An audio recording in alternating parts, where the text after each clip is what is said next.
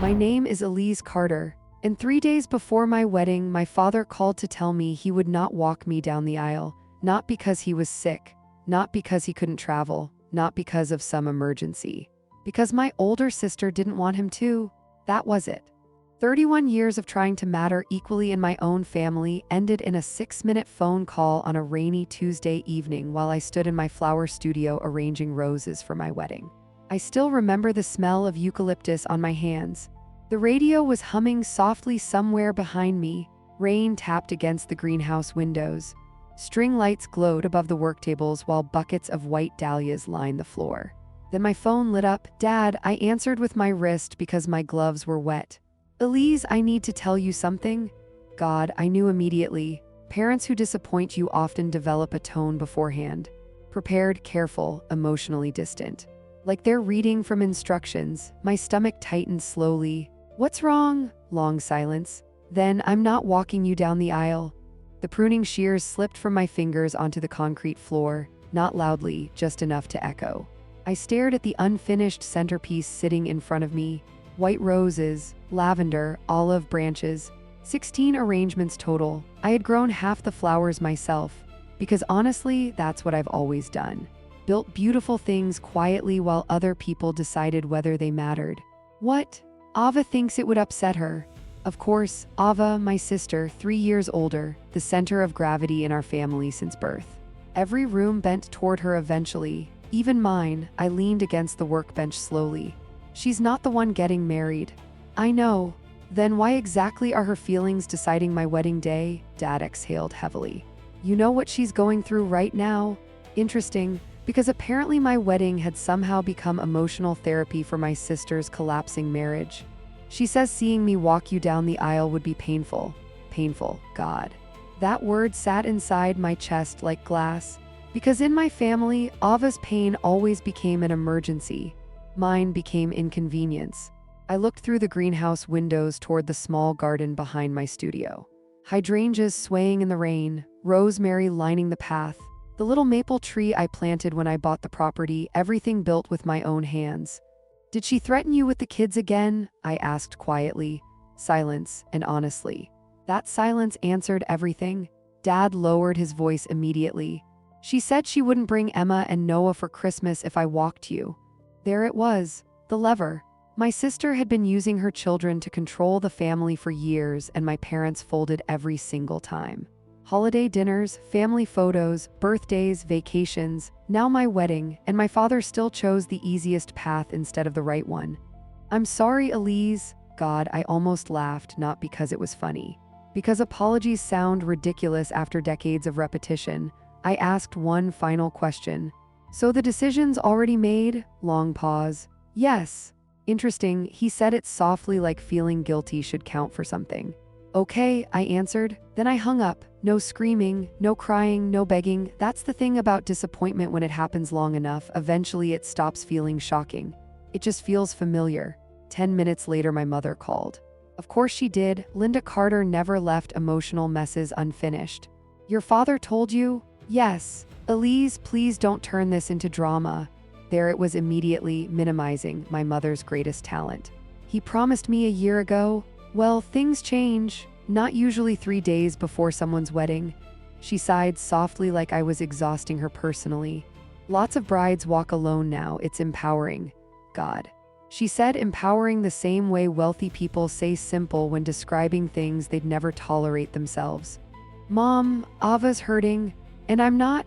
Silence. Then carefully, "You have Daniel." Interesting.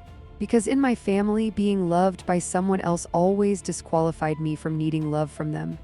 "Ava has no one right now," Mom continued. "Try to have compassion." Compassion. Amazing word coming from the woman who once told people my floral design business was basically gardening. I stared around my studio slowly.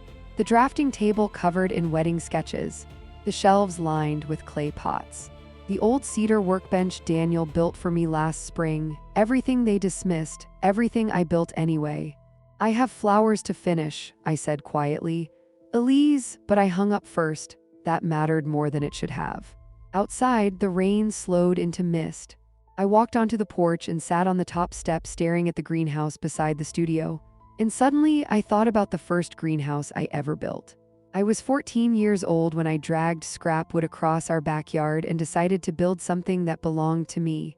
Crooked frame, cheap plastic walls, uneven shelves. Honestly, it looked terrible. But by August, it grew tomatoes the size of grapefruits. That same summer, my school science competition landed on the same weekend as Ava's piano finals. Guess which event my parents chose first? I won first place. Blue ribbon pinned to my display board by the time Dad finally walked into the gymnasium 40 minutes late. The judges were already packing up. "Sorry, kiddo," he said distractedly. Ava's performance ran long, then he glanced at the ribbon.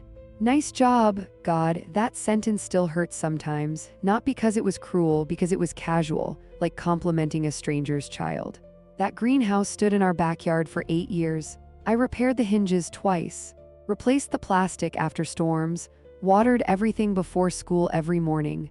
My mother called it messy. My father barely acknowledged it existed. But every summer, it still grew beautiful things, whether anyone noticed or not. The thing about favoritism is that people think it's loud, obvious, like one child getting punished while the other gets praised openly. But most of the time, it's quieter than that. It's who gets remembered first, who gets interrupted less, whose problems become family emergencies, and whose feelings become background noise. Ava was the bright one, straight A student, debate captain. Perfect hair even during soccer practice somehow. My parents introduced her like she was already successful before she'd accomplished anything.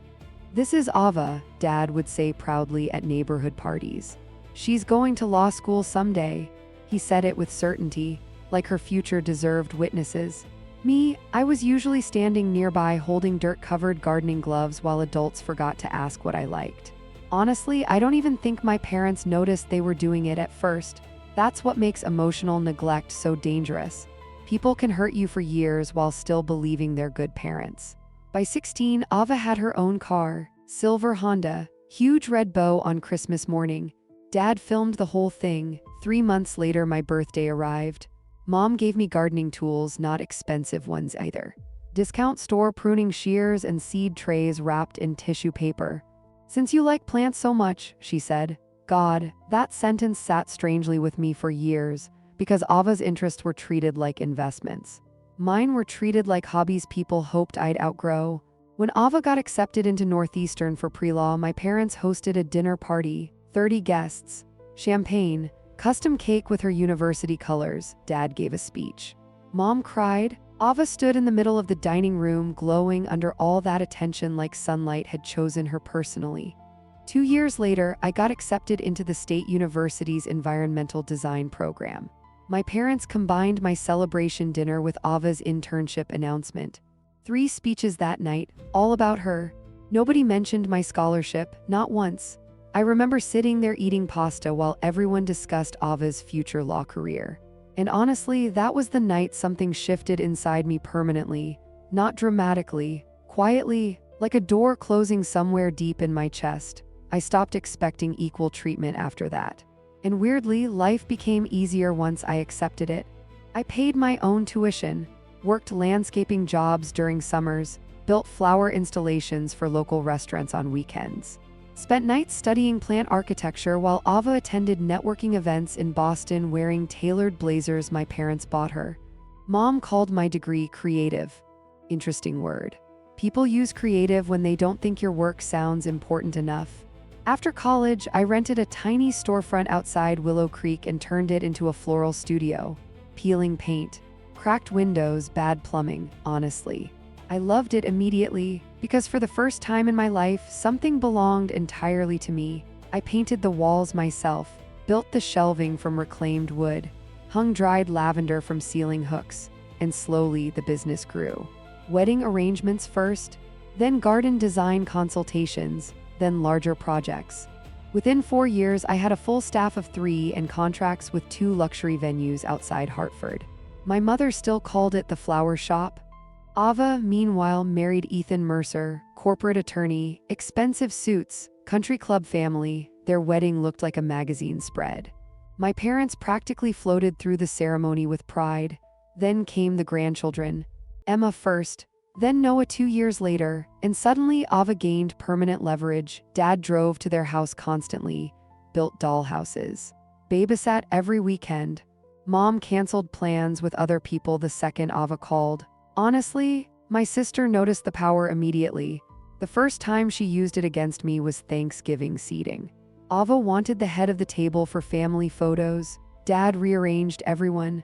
The second time was Christmas cards. Ava didn't like the dress I wore because it clashed aesthetically. Mom asked me to change.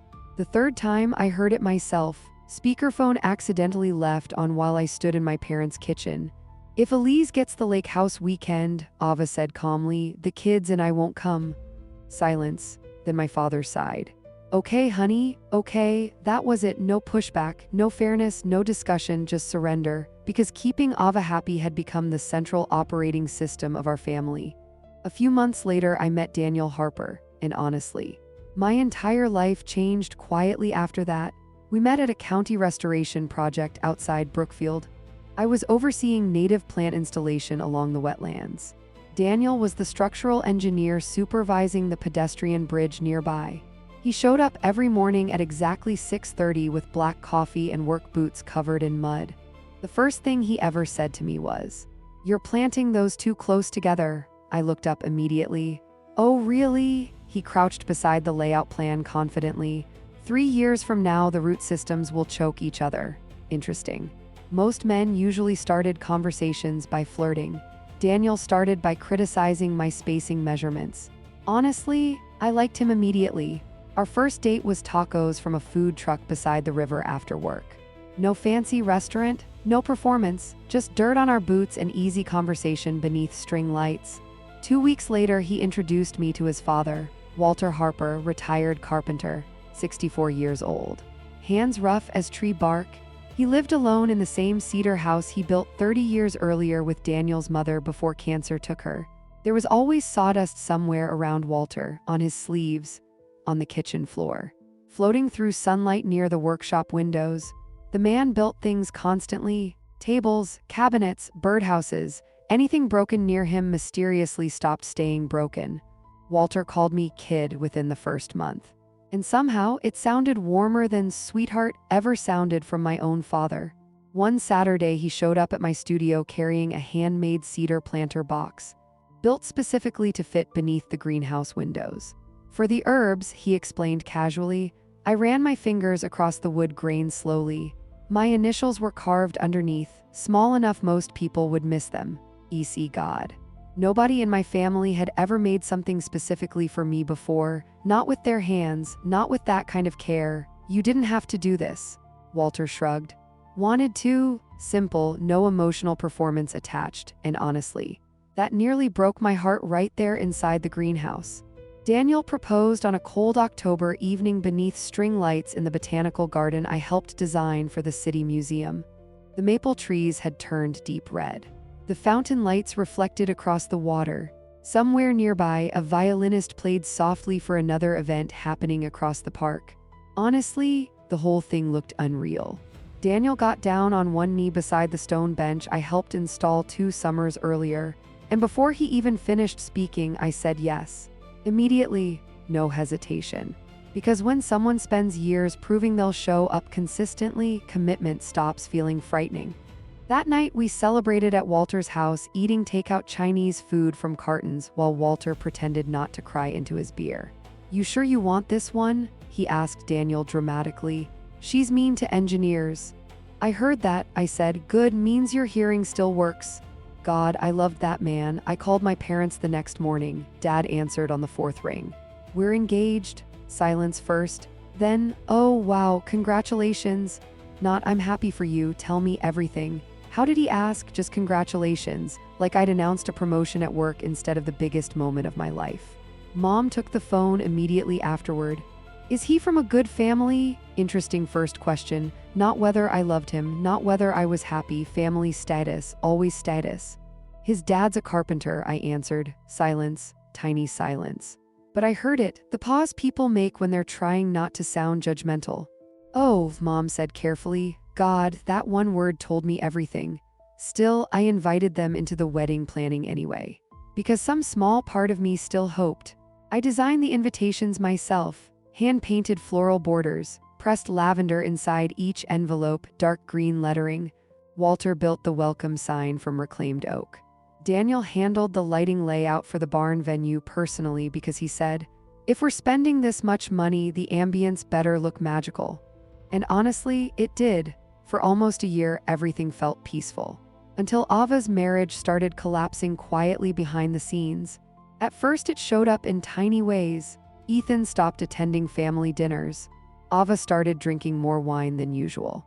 The smiling photos online became less frequent. Then Thanksgiving happened, and suddenly everyone saw it. Ava hosted that year because, according to Mom, she has the larger dining room. Technically true, emotionally exhausting. The entire dinner felt tense from the beginning. Ava laughed too loudly. Ethan barely looked up from his phone. Dad kept trying to redirect conversations every few minutes. Then Emma spoke. 5 years old, mashed potatoes on her face. "Why does Daddy sleep in the office now?" Silence, total silence. God, you could physically feel the entire table stop breathing. Ethan looked down immediately. Ava froze, holding the wine bottle. Mom reached for the cranberry dish like movement might somehow erase the sentence. But I saw Ava's hands shaking, tiny tremor, 3 seconds. Then she smiled again like nothing happened, and suddenly everything became clear. Her marriage wasn't struggling, it was collapsing. And instead of dealing with it, Ava started tightening her grip on the family harder, especially my parents. 3 weeks later, she called Mom crying because Ethan missed Emma's dance recital. Dad drove 40 minutes through snow to babysit the kids overnight. A month after that, Ava demanded Christmas dinner happen at her house because the kids feel more comfortable there. Everyone agreed instantly.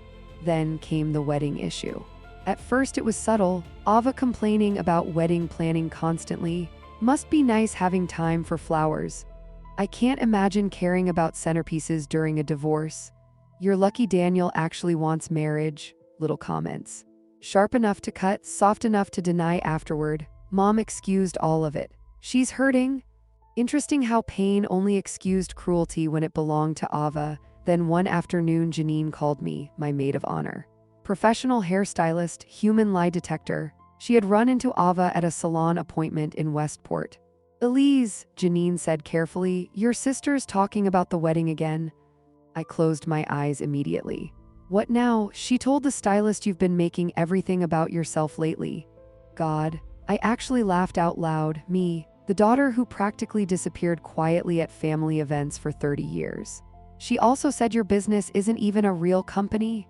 There it was again, my mother's words recycled through my sister, passed down like inherited jewelry. Janine lowered her voice. "She's jealous, Elise." "No, yes." I leaned against the greenhouse counter, staring at the hanging ivy near the windows. "She's losing control of her life," Janine continued softly. "And your wedding reminds her that yours is finally stable." God, that landed harder than I expected. Because deep down, I knew she was right. Ava didn't just want attention. She wanted reassurance that nobody else could move forward without her permission emotionally. And my wedding threatened that. 2 nights later, Dad called and canceled walking me down the aisle. The morning after Dad canceled, I still had 16 centerpieces to finish. That's the strange thing about heartbreak as an adult. Nobody pauses your responsibilities. Flowers still need trimming. Invoices still need answering. Guests still arrive Friday. So Wednesday morning, I opened the greenhouse at 6 o'clock a.m. and tried to function normally. The October air smelled like wet soil and rosemary. Fog pressed softly against the glass walls. Somewhere outside, rainwater dripped steadily from the gutters. I stood at the workbench cutting eucalyptus stems while pretending my chest didn't feel hollow. Daniel found me there an hour later. He walked in carrying coffee and immediately stopped. Not because I looked upset, because I looked calm, dangerously calm. "He's really not coming?" he asked quietly. I shook my head once. Daniel set the coffees down slowly. Then, "What do you want to do?" Not "I'll fix it." Not "your parents are terrible." Just "what do you want?" That's who Daniel was. He never tried to control pain for me. He just stood beside me while I handled it. "I don't want to walk alone," I admitted finally. And God saying that out loud hurt more than the phone call itself. Because suddenly it became real. Daniel leaned against the counter, thinking quietly for a second. Then he smiled slightly. My dad's been practicing tie knots all week. I blinked. What? He watched 3 YouTube tutorials Sunday night. Despite everything, I laughed, first real laugh in almost 12 hours. I can't ask Walter to do that. Elise, Daniel stepped closer carefully. That man built you planter boxes with your initials carved underneath because he found out you liked basil. God, true. He drives 40 minutes every Saturday to fix things in your greenhouse you never even asked him to fix. Also true, he already thinks of you as family. Something inside my chest cracked open slightly then, not pain. Something warmer, because suddenly I realized the person who'd been quietly showing up for me all along wasn't my father. It was Walter, the man who remembered what coffee I drank, the man who asked about every project like it mattered, the man who noticed when my greenhouse door stuck in humidity and fixed it without being asked. You think he'd say yes? Daniel looked genuinely confused. Elise, I think he's been waiting for you to ask. God, that sentence nearly destroyed me emotionally. I drove to Walter's house that afternoon. He lived on a quiet road outside Millbrook in a cedar-sided house surrounded by unfinished woodworking projects. There was always music playing somewhere. Classic rock usually, too loud, slightly distorted through old speakers. When I pulled into the driveway, Walter was sanding a rocking chair in the garage workshop. Sawdust floated through sunlight around him like smoke. He looked up immediately. Hey, kid. Then he saw my face and instantly set the sander down. What happened? I stood there gripping my car keys so tightly the edges dug into my palm. My dad backed out of walking me down the aisle. Walter didn't speak immediately, didn't ask why, didn't criticize my parents, didn't make some dramatic speech. He just wiped his hands on his apron slowly and said, When do you need me? God, that was it. That was the moment. Not the wedding, not the aisle walk. That sentence. No hesitation, no conditions. No emotional negotiation, just immediate presence. I actually started crying right there in his garage. First time since Dad's phone call. Walter looked deeply alarmed instantly. Oh no, kid, don't do that. I'm terrible with crying. I laughed through tears immediately, which somehow made me cry harder. Saturday, I managed finally. 1 o'clock. I'll be there at noon. Simple, settled like it had always been obvious. Then quieter while picking up the sanding block again.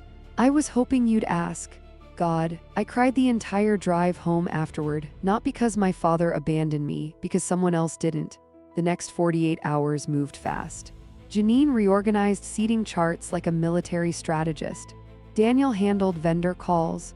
Walter bought a charcoal gray suit and texted Daniel photos asking, Does this tie make me look like a banker? Meanwhile, my parents disappeared completely. No calls Thursday, no texts Friday, nothing. Honestly, that hurt more than the original betrayal. Because somewhere deep down, some pathetic, hopeful part of me still believed Dad might change his mind. He didn't. Friday night was the rehearsal dinner, small gathering, mostly Daniel's family and close friends. The barn glowed beneath string lights while October wind moved softly through the open sides. Walter arrived 30 minutes early and immediately started helping the caterers move tables, because apparently the man physically couldn't watch people struggle without intervening. At one point, I caught him straightening chairs near the dance floor carefully, like he wanted everything perfect for me. God, I had to look away for a second after that. Halfway through dinner, Walter stood to give a toast, and honestly, the man looked terrified. I'm not much for speeches, he admitted immediately. Ask Daniel, he'll confirm. Laughter broke across the room. Walter cleared his throat once. 3 years ago, my son called me and said he met a woman who argued with an engineer about drainage systems before she even learned his last name. More laughter. Then Walter looked directly at me. And I thought, good. Somebody finally met a woman stubborn enough to keep up with him. God, the room softened instantly. Walter lifted his glass slightly. I never had a daughter. Silence, then quieter. Turns out I was just waiting longer than expected. Janine started crying immediately. Daniel grabbed my hand beneath the table. And honestly, that single moment healed something inside me I didn't even realize was broken. Because for the first time in my entire life, someone chose me loudly. Saturday morning arrived cold and clear, perfect autumn weather, the kind people spend thousands trying to recreate for weddings.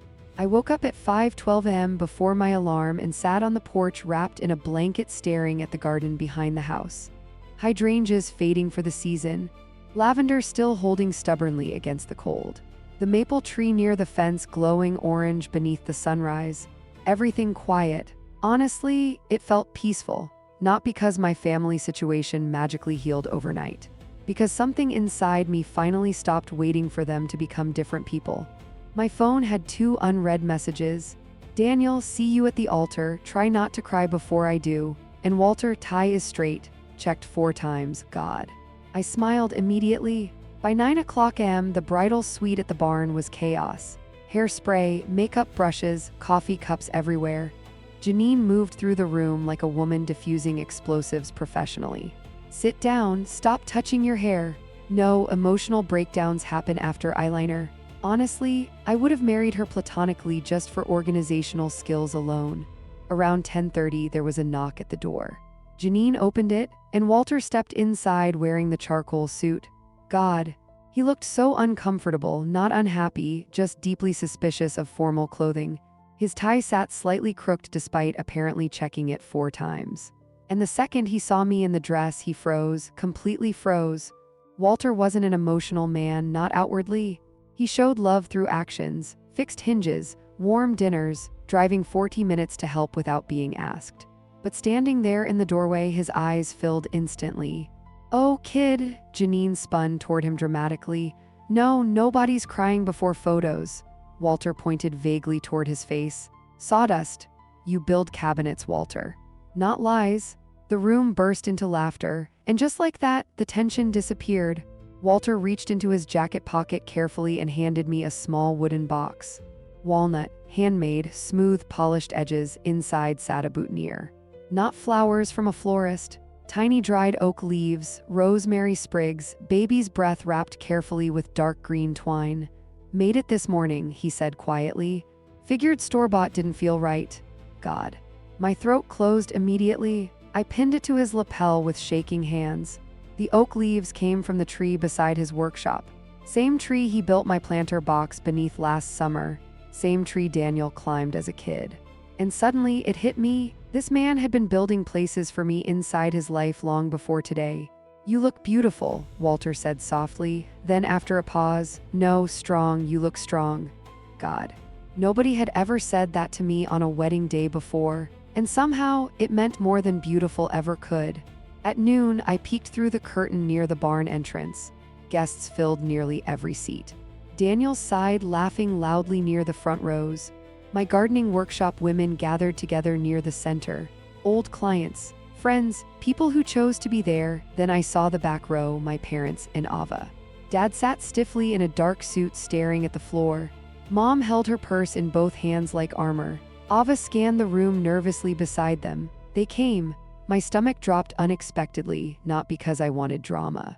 Because some stupid, hopeful part of me still whispered, maybe they came to fix this. Then Mom leaned toward Dad and said something sharply. He nodded immediately without looking up. And just like that, I understood. They weren't here for me, they were here so nobody could accuse them of not showing up. Attendance as reputation management. Nothing more. I let the curtain fall closed again. Janine noticed my expression immediately. There in the back, I said quietly. She rolled her eyes so hard it looked physically painful. Well, good, easier for them to leave dramatically later. God, I laughed. Outside, the string quartet began playing softly. The coordinator stepped into the room. 5 minutes. The room suddenly went quiet. Janine adjusted my veil carefully. Walter stood near the doorway, nervously fixing his cuffs again. My friend Claire handed me my bouquet with trembling hands. And for 1 second, fear hit me hard. Not wedding fear, something older. The little girl inside me suddenly terrified her father wouldn't choose her publicly. Again. Then I remembered something my grandmother once told me when I was 14 repairing the greenhouse roof after a storm. Some people build shelter, she said. Some people wait for others to build it for them. God. I finally understood what she meant. Walter stepped beside me and offered his arm. His hand looked rough against the pressed charcoal sleeve.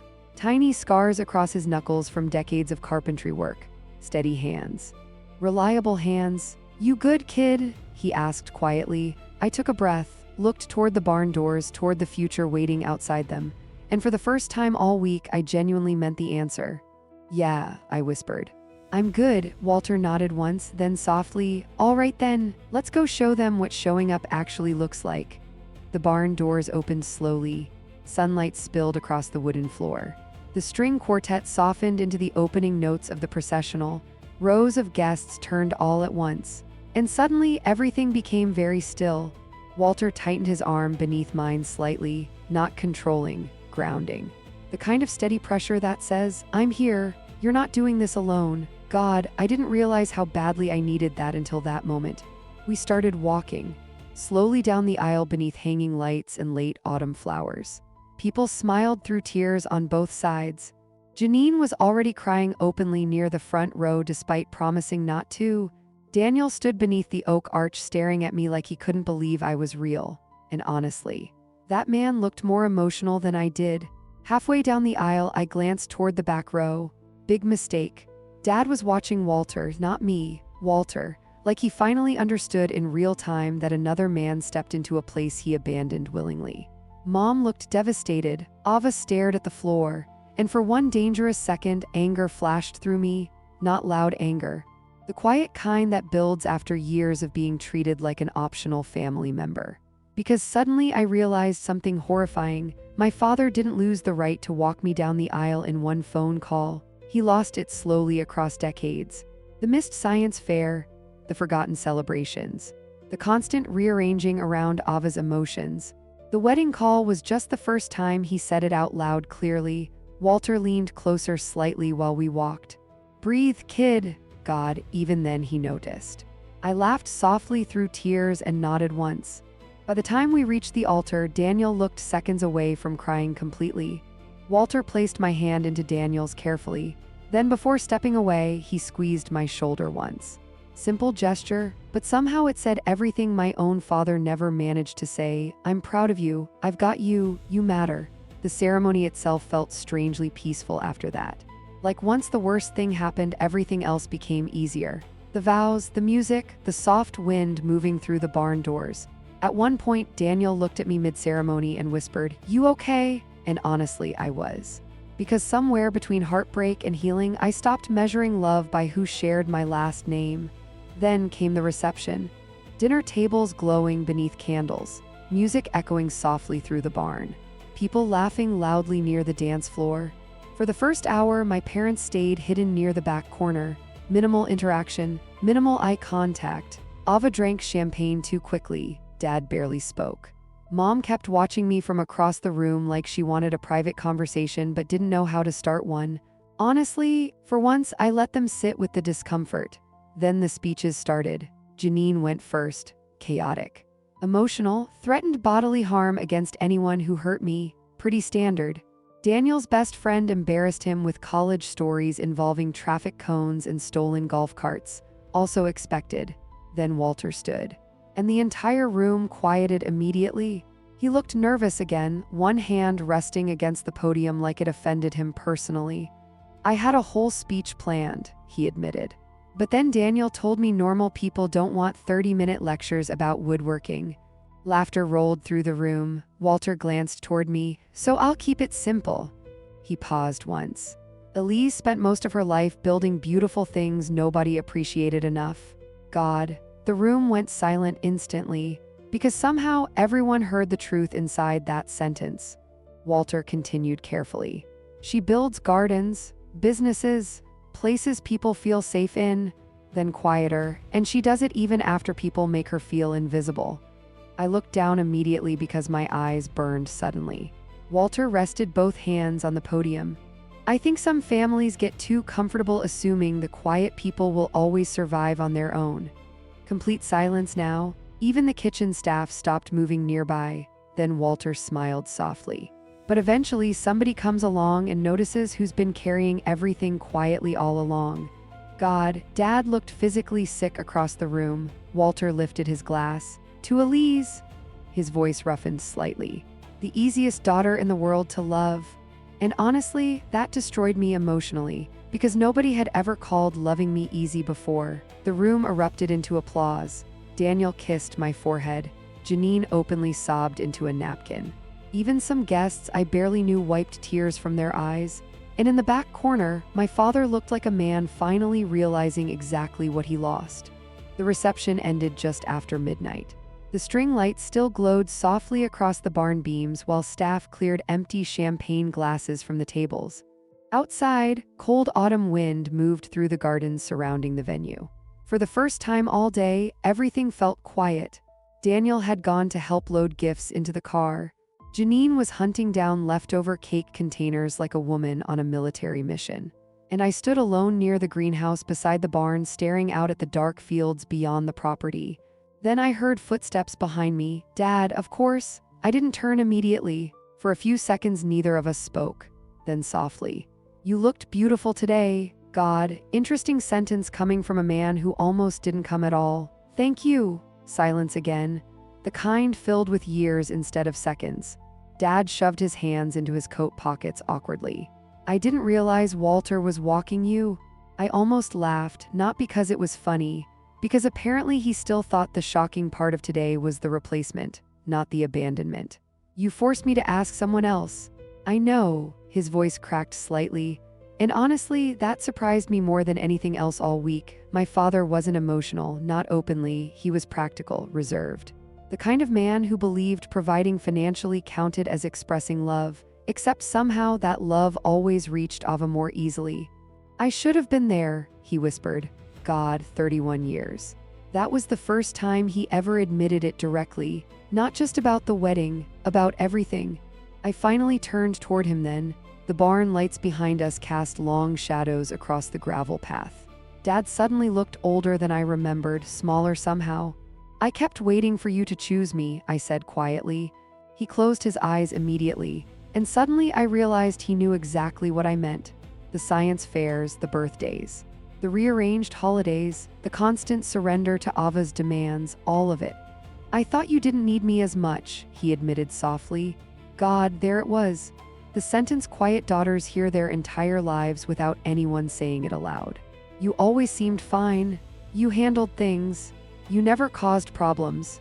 Interesting, because apparently suffering silently makes adults assume you're not suffering at all. I was fine because I had to be. Dad looked down immediately. And for the first time in my entire life, he looked ashamed. Not defensive, not irritated, ashamed. "Ava always needed something," he whispered. "And you just kept surviving." God, that one hurt because it was true. Families often mistake independence for emotional strength when really it's just adaptation. "You know what the worst part is?" I asked quietly. Dad shook his head slowly. "I stopped expecting anything from you years ago." Silence. Real silence. The kind that changes people permanently. Dad swallowed hard once. "I don't know how to fix that." Interesting, because for the first time, he wasn't trying to explain himself, just understand damage. "You can't fix 30 years in one conversation." "I know, you missed today." His eyes filled immediately. "I know." God, that mattered more than excuses would have. No blaming Ava, no blaming stress, no pretending I misunderstood. Just truth, simple, painful truth. Then Dad reached into his coat pocket carefully and pulled something out. A photograph, old, worn around the edges. He handed it to me slowly, and my chest physically tightened. It was me at 14 standing beside the first greenhouse I built in our backyard. Crooked wooden frame, plastic sheets hanging unevenly, huge grin across my face. I stared at the picture speechlessly.